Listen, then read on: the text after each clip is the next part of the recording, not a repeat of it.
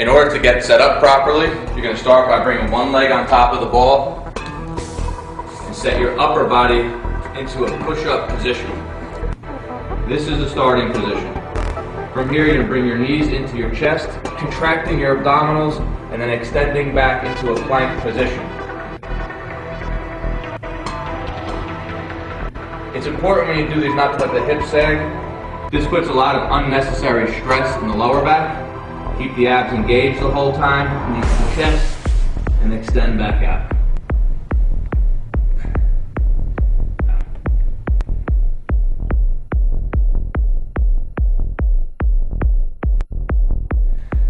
The next exercise we're going to do is a side crunch on the ball.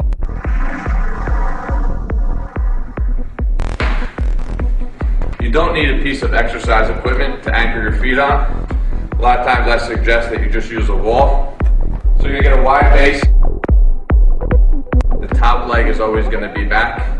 And then you position yourself on the ball so it's right in line with your hip. You're going to put your fingertips on your temples. So as you lower yourself, your body can drape over the ball, armpit makes contact, and then side flex up. And there's the full contraction. It's important when you're doing a side crunch on the ball to keep the hips up. If you drop the hip down, the tension releases from the muscle, and it makes this an ineffective exercise. This is a great oblique exercise, so hips stay up. There's the full contraction. There's the full stretch. You want to make sure you go through a full range of motion. And obviously we're going to work both sides here.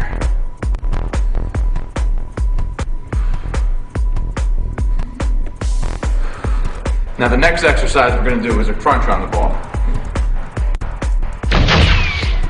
To get set up on the ball, you want to start in a seated position. Walk yourself down so your body makes a tabletop.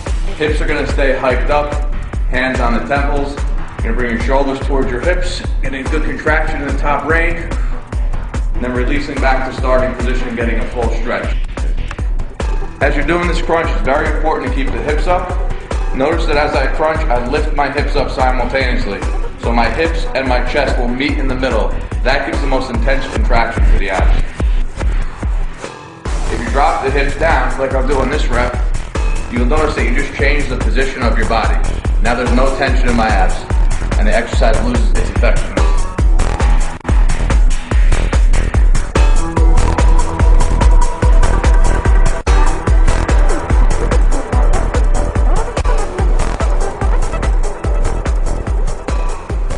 After the crunch on the ball, we're going to move to a Russian twist on the ball. This exercise is very effective. It works the obliques through a rotational pattern. So after completing all 4 of these exercises, we've worked the abs very thoroughly through all their movement patterns.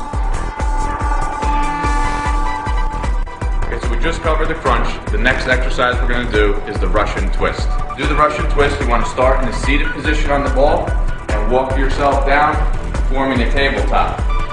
On the ball, you'll have contact with your head, your shoulders, and your upper back. Extend your hands out. You want to clench the fists together.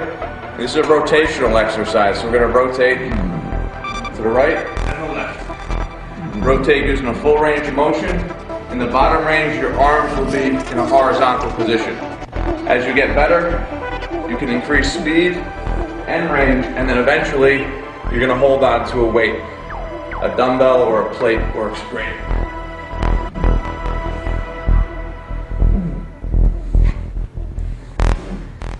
And just be sure to keep your hips up as you're rotating. That puts the obliques in the best line of pull and works them most effectively.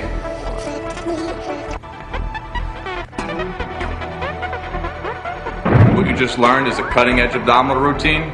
You learn 4 exercises, each working the abdominal region through a different movement pattern.